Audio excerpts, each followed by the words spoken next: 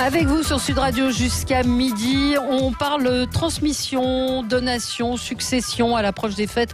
Vous serez sûrement nombreux à vouloir donner de l'argent à vos enfants, petits dons ou dons plus conséquents. C'est en tout cas un moyen d'organiser votre succession et de payer moins d'impôts. On va en parler avec deux notaires. Vincent Chauveau, bonjour. Vous êtes notaire dans l'ouest de la France. Jean-François Faure, vous êtes un petit peu plus vers le centre, au Puy-en-Velay. Vous faites tous les deux partie du réseau notaire au cœur des familles. Je rappelle que Sud Radio, tous les dimanches matins, propose une rubrique avec une notaire. Sandrine Cossec, notaire à Paris. Absolument, notaire à Paris.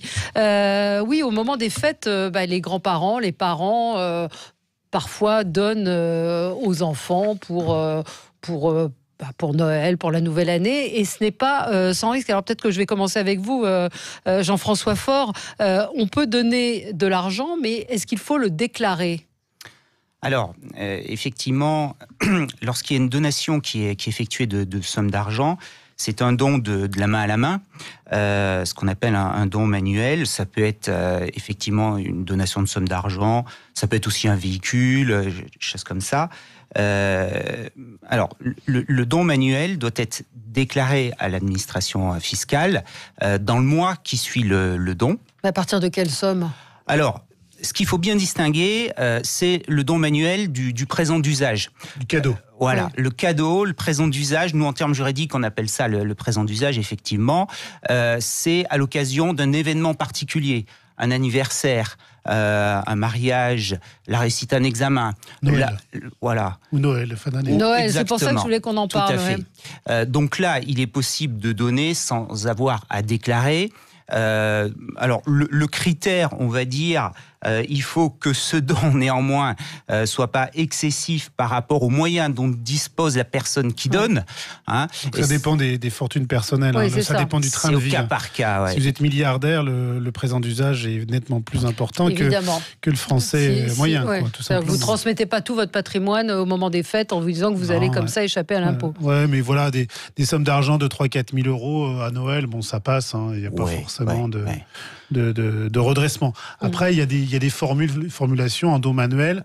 Souvent, on a entendu parler ces derniers jours du fameux formulaire CERFA. Il n'y a pas besoin de notaire pour faire une donation de somme d'argent. Eh bien si, en fait. C'est même écrit dans le Code civil. Et il y a un avantage de faire un acte notarié. C'est la conservation, parce qu'on sait très bien que les Français classent mal leurs papiers. Donc le notaire assure une conservation pendant 70 ans. Et 2, finalement, c'est toute la sécurité juridique qu'on apporte. C'est-à-dire donner de l'argent à un de ses enfants, c'est bien. Mais donner la même somme à tous les enfants au même instant, c'est nettement mieux. Ça s'appelle une donation-partage. Parce que le risque quand on donne à un enfant et pas à un autre, là on sort un peu du présent d'usage, ce n'est pas sans risque. Si vous donnez, je dis n'importe quoi, 10 000 euros à un de vos enfants, si vous donnez 10 000 euros à chacun de vos enfants sans le déclarer, ça peut se retourner c'est ça. Contre vous. Au moment du règlement de la succession, on prend en compte ce que laisse la personne qui décède et on récapitule en quelque sorte tous les dons qu'a pu effectuer cette personne, de manière à vérifier si elle n'a pas trop donné à l'un de ses enfants. Et nous, en tant que notaire, on a un calcul parfois qui est un petit peu compliqué à faire, ce qu'on appelle le rapport des biens, parce que il faut prendre en compte justement les différentes donations qui ont pu être faites à des moments différents de la vie, parce que les enfants ont parfois des besoins, des parcours différents, à des âges différents, et on réévalue tous ces biens, et ça peut effectivement parfois être complexe, et notamment, on parlait tout à l'heure des donations de sommes d'argent. On a tous eu le cas en tant que notaire, des parents qui, croyant bien faire, donnent exactement la même somme d'argent à chacun de leurs enfants. Mais au fil du temps, arrivé au moment du décès, il faut prendre en compte l'utilisation qui a été faite avec cette somme d'argent. Oui, exemple, il y en a un qui achète un studio, donc un bien immobilier à Paris, et puis l'autre claque ça dans une voiture. On va ramener dans l'un, la voiture, la valeur du bien, la valeur des fonds utilisés, et l'autre, là, on va réévaluer le studio. Donc imaginez sur 30 ans d'une vie, un studio peut avoir triplé de valeur, et la voiture, elle ne vaut plus rien. Et donc le frère ou la sœur, celui qui s'est enrichi doit partager son enrichissement. C'est ça. Donc au départ, les parents qui, croyant bien faire, ont même fait une déclaration aux impôts en remplissant le fameux imprimés CRFA, donc ils sont parfaitement en règle d'un point de vue fiscal, on va dire, mais d'un point de vue civil, transmission, héritage. C'est-à-dire pour l'égalité entre les enfants, c'est là où ça peut être après coup une bombe à retardement, parce que justement, il va falloir décortiquer tout ça et prendre en compte ce qui a été fait au niveau de l'utilisation de l'argent. Ce qui peut souvent induire les familles, justement, dans ces problèmes de conflits de famille ultérieurement, c'est les fameux dons CERFA, les formulaires administratifs, parce qu'il y a un abattement spécifique pour les sommes d'argent qui est moins de 31 865 €. Il est précis, Jean-François. Voilà, par rapport donc à chaque parent peut donner à chaque enfant. Donc un couple peut donner un peu plus de 60 000 € à chacun de ses enfants tous les 15 ans. Ouais. Exonérés. Ça s'appelait les dons Sarkozy, qui sont devenus les dons Hollande, et on peut dire aujourd'hui les dons Macron. Quoi. Ouais. Donc 60 000 € à peu près. C'est ça. Tous les 15 ans. Tous les 15 ans. Exonérés de tout droit. De tout droit. Et ça concerne les grands-parents également ? Exactement, tout à fait. Alors, il faut avoir moins de 80 ans. Ah voilà, il y a un âge limite quand même, il faut avoir moins de 80 ans. J'ai pas précisé, Vincent Chauveau, que vous avez vous-même créé ce jeu Ma Cassette Famille, qui est une sorte de... C'est entre le jeu de loi et le Monopoly, avec des questions, c'est pour les parents, les enfants, les familles, pour justement répondre à un certain nombre de questions ou autour... susciter des questions et peut-être des interrogations dans les familles, parce que l'héritage reste un sujet tabou. Alors pas pour nous notaires, nous on baigne dedans dans notre quotidien, mais je me rends compte que ça reste un sujet tabou. Et là, avec l'humour, le graphisme. C'est très sympa. Je vois Karl est mort. Pour toucher l'héritage, vous devez vous occuper de Choupette sa chatte. Cela vous coûte 20 000 €. Oui, voilà. Enfin, alors pas 20 000 € parce que justement, c'est 20 000 parce que c'est comme le Monopoly. Il n'y a pas de référence à une unité monétaire. Ce jeu se vend aujourd'hui. Il y a des gens qui l'ont acheté au Maroc, en Allemagne, en Suisse. Donc c'est universel l'héritage. Et là, Karl, c'était pour parler d'un sujet d'actualité où on disait que sa chatte allait hériter de son patrimoine. C'est totalement faux en France. C'est pas possible. Par contre, on peut désigner un héritier qui aura l'obligation de s'occuper de l'animal de domestique pour pouvoir hériter dans les cartes amusantes, votre père vivant en Californie est mort, son héritage ira à son épouse, vous êtes déshérité, vous ne touchez aucun héritage. Et c'est comme la case prison. Alors oui, il y a des cases un peu assez... et des cases et des cartes assez piégeuses, mais là, par exemple, c'est pour aussi rebondir sur un sujet d'actualité que tout le monde connaît, mais le meilleur conseil, en fait, pour éviter de créer un conflit de famille, c'est le conjoint survivant, finalement, en France, a le droit à l'usufruit de toute la succession, c'est-à-dire elle a le droit de jouir de tous les biens de son défunt. C'est ce qu'elle aurait dû faire, Laetitia Hallyday. C'est ce qu'ils auraient dû faire, une donation. Les bons conseillers auraient certainement... ils étaient mariés, ça c'était une bonne solution. Et une donation au dernier vivant. Faire une donation entre époux ou un testament qui lui donnait la jouissance de tous les biens. Parce que dans la vie, ce qui compte, c'est pas d'être propriétaire finalement, mais c'est de jouir des biens. Là, beaucoup de questions, évidemment, autour quand des familles recomposées, également de gens qui n'ont pas d'héritier. Je vois dans vos cartes, vous héritez de votre voisin 200 000 à impôts, mais vous devez payer 200 000 €, mais vous devez payer 120 000 € d'impôts de succession, vous ne recevrez que 80 000 €. Mais ça, c'est les fameux droits... Les droits, les impôts, la fiscalité, quand il n'y a pas de lien de famille, l'imposition, c'est de... 60%. Voilà. 60%. C'est ça. Donc, qu'est-ce qu'on peut faire de son vivant si on veut transmettre le maximum, finalement, et en économisant les frais de succession et les frais d'impôt ? Les droits de succession, l'impôt sur les successions en France est calculé en fonction du lien de parenté. Par rapport à la personne qui hérite de vos biens. Et effectivement, plus la parenté est éloignée, plus l'impôt est important. Ce qui veut dire que pour les personnes qui n'ont pas d'enfants, alors ce que l'on préconise, c'est l'assurance vie, qui reste encore une belle niche fiscale pour transmettre... En payant le moins d'impôts. Mais on en paye quand même. Je croyais effectivement qu'on ne payait pas de droit de succession en mettant tout sur une assurance vie. Alors, c'est effectivement... Ça dépend si ça dépasse. C'est ça. Parce que en matière d'assurance vie, il y a un âge qui est important, c'est 70 ans. Selon que le contrat a été ouvert avant ou après les 70 ans, on va dire que l'exonération fiscale n'est plus du tout la même. Avant 70 ans, on peut transmettre un peu plus de 150 000 € par bénéficiaire. Par bénéficiaire, à chaque personne à qui on veut laisser quelque chose. Donc ça permet quand même de transmettre des sommes conséquentes. Et après 70 ans, ça change tout parce que c'est un peu plus de 30 000 euros seulement et pour tout le monde cette fois-ci. Ouais. On a Daniel en ligne avec nous. Bonjour Daniel. Oui, bonjour. Bonjour, vous vouliez poser une question ? Oui, là je vous écoute par rapport au testament, aux héritages. Et moi j'ai justement un frère qui est expert judiciaire auprès de la cour d'appel et qui a fait balayer totalement le testament écrit en face d'un notaire avec 2 témoins. Alors mon problème, c'est que je suis coincée dans une attribution préférentielle d'une maison dont la vraie valeur est 140 000 euros et que ce même frère a fait mettre à 235 000 euros. Donc le 17 décembre, je vais leur devoir une soute équivalente à la vraie valeur de la maison. Autrement dit, ils me prennent tout mon héritage. Est-ce que vous avez...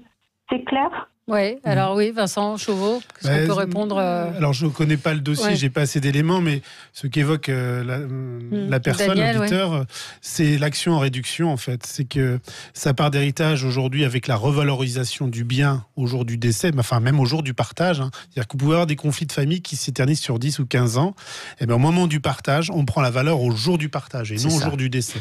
Donc vous imaginez l'immobilier, comment ça grossit. Et j'ai le cas, la même histoire que madame, où j'ai une sœur a dû refaire un chèque à 66 ans à ses frères et sœurs, et ce chèque correspondait à la valeur d'un terrain à bâtir qui avait grossi en valeur. Et ça, c'est le code civil et on n'y peut rien. Et la difficulté de madame, c'est que la justice, ça tranche. Et quand ça tranche, ça fait mal. Alors, on y peut par anticipation, parfois, c'est-à-dire en faisant une donation-partage. Oui, anticiper sa succession. Anticiper, c'est toujours leitmotiv. Pour les notaires, c'est ce qui revient le plus quand on discute avec vous. C'est-à-dire anticiper, ça veut dire quoi ? À partir de quand on commence à penser à sa succession et... Faut pas vous vexer, Valérie, mais généralement, ça vient à l'âge de 55 ans, les premiers réflexes. Il vous reste encore du temps, mais sincèrement, voilà, c'est... Mais on fait quoi ? Alors on fait quoi ? Arrivé à la cinquantaine, on fait quoi ? On pose les intentions. C'est-à-dire qu'on s'interroge comment ça va se passer, comment je peux... Déjà, souvent les gens viennent nous voir, on va être clair... on veut payer le moins d'impôts, on va pas tourner autour du pot, c'est vraiment ça. Puis la deuxième motivation, c'est je veux pas qu'il y ait de conflit après ma mort. C'est ça, c'est les deux éléments. Et parfois d'ailleurs on les freine, on leur dit mais c'est trop tôt.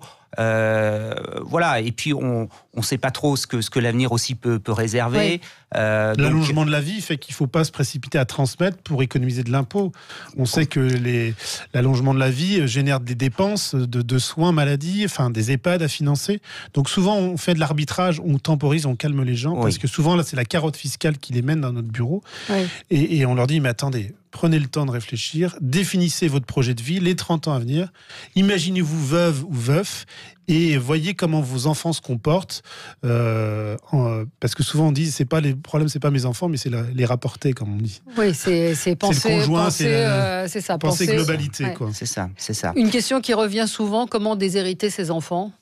C'est possible, ce n'est pas possible en France. Alors, à l'heure actuelle, non, ce n'est pas possible. Le principe, c'est non. C'est non, puisqu'il y a ce qu'on appelle la réserve. En 2 mots, la loi, le Code civil prévoit qu'effectivement, il y a une partie des biens qui est réservée aux enfants et une autre partie qui est on peut disposer comme on le souhaite, et ce qu'on appelle la quotité disponible.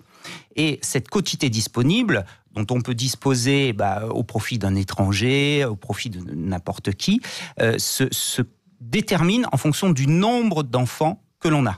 En fait, en France, on est libre de gagner son patrimoine, mais on n'est pas libre d'en disposer après ça. Alors, il y a des choses possibles. On peut, il y a des astuces, on peut vendre il y a des trucs astuces, sa maison en viager. L'assurance vie, on en parlait tout à l'heure. Et sincère, c'est qu'il y a véritablement un versement de rente. L'assurance vie est souvent un mécanisme utilisé avec stratégie si c'est fait au fil du temps et non de façon spontanée, brutale. Oui, parce que on voit ces choses-là. On peut tout dépenser. Il y a des garde-fous quand même. Alors moi j'éviterais de dire dire ça, parce que je me souviens d'un examen de notaire où je me suis pris un petit 5 sur 20 parce que j'avais sorti cette réponse-là. Mais oui, il y a des gens qui...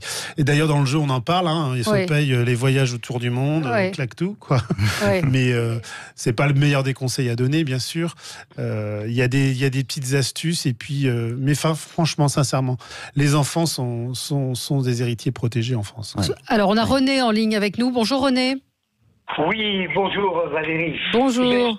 Oui, écoutez, je voudrais apporter mon témoignage concernant l'apport considérable des notaires, des avocats et des experts comptables sur la préparation de la transmission des entreprises, notamment du commerce, de l'artisanat et des services, autrement dit les entreprises de moins de 20 personnes qui évidemment n'intéressent pas les porteurs de capitaux.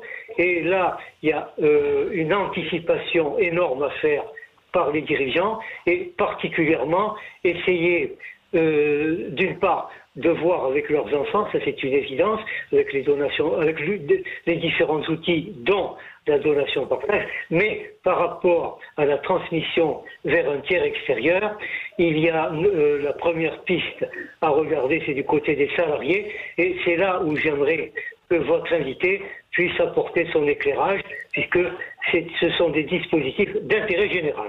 Oui, sur la transmission d'entreprise, c'est un petit peu particulier. Oui, effectivement, il y a des dispositifs incitatifs pour les transmissions d'entreprise. La loi prévoit, sans rentrer dans le détail, ce qu'on appelle le pacte Dutreil, en fait, qui permet de transmettre une entreprise en étant exonéré des 3/4 de sa valeur. Ouais. Voilà, donc il n'y a qu'un quart de la valeur de l'entreprise qui est soumis à l'impôt, soit de donation, soit de succession. Faut prendre des engagements. L'idée, c'est de faire en sorte qu'il y ait une pérennité de l'entreprise. Et grâce à ça, grâce à la préparation en amont des choses, on arrive effectivement à transmettre c'est peut-être des grosses entreprises sans droit. C'est que on peut anticiper une transmission d'entreprise, mais la vie parfois est brutale. Ouais. Il y a des chefs d'entreprise qui meurent d'une crise cardiaque. Et alors là, ça peut remettre véritablement le sort de l'entreprise en jeu. Et souvent, on prévoit l'anticipation, mais il n'y a pas de grand dispositif à l'accident brutal. Et ça peut être dommageable pour une entreprise et ses salariés. Oui. Quelle que soit la taille de l'entreprise. On arrive vers la fin de l'année. Est-ce que vous, notaire, vous avez des conseils à donner à nos auditeurs sur des dispositions à prendre avant le 31 décembre ? Alors, nous... moi, ce sera plutôt par rapport à l'IFI, l'impôt sur la fortune immobilière, sur le patrimoine immobilier. Si on doit anticiper, c'est de transmettre ses biens avant le 1er janvier, mais en toute propriété sur l'immobilier, parce que seul l'immobilier aujourd'hui compte dans la déclaration d'impôt sur la fortune immobilière. Pour le reste, il n'y a pas de grande réforme fiscale prévue. Il y a eu beaucoup de choses de dites, mais peu de choses de faites. Tout à fait. Effectivement, en s'en réservant l'usufruit, on paie quand même l'IFI, parce qu'il y a beaucoup de... Ça veut dire qu'on garde... On conserve la jouissance du bien, en fait. C'est-à-dire que les parents donnent leur maison tout en continuant à pouvoir y habiter, ou ils donnent un appartement qu'ils louent en touchant les loyers. Ça rentre dans l'impôt sur la fortune immobilière. 100%, la valeur du bien rentre dans l'IFI, effectivement. Et je pense qu'on peut terminer sur la donation-partage. Dire, s'il y a un conseil, bien effectivement partir sur la donation-partage pour figer les valeurs. Et justement, il n'y a pas cette réévaluation à faire. Oui, ça c'est très important. On a retenu que quand il faut jouer à ma cassette avant la fin de l'année. Voilà, ma cassette famille. Donc il y a un site, ça s'écrit MAKA avec un 7, comme le jeu des 7 familles. C'est très ludique, c'est très, on apprend plein de choses. Donc pour jouer avec les enfants, le site où on peut acheter, puis dans certaines grandes surfaces. Merci à tous les deux, Vincent Chauveau, Jean-François Faure. Et on rappelle l'utilité des notaires. Alors les notaires qui ont souvent une mauvaise image et pourtant qui sont là à tous les moments de notre vie. Moi, je le répète à chaque fois, et c'est important parfois de figer les choses et pour préparer justement et ne pas avoir de mauvaises surprises. Et allez voir les notaires, ils vous donnent des conseils gratuitement. On peut le dire aussi. Vous aviez Conseil du coin, Café du coin partout en France, les premiers samedis de chaque mois. Il y a un site Conseil du coin. N'hésitez pas. Merci à tous les deux. Nous, on se retrouve dans un instant pour commenter l'actualité. À tout de suite.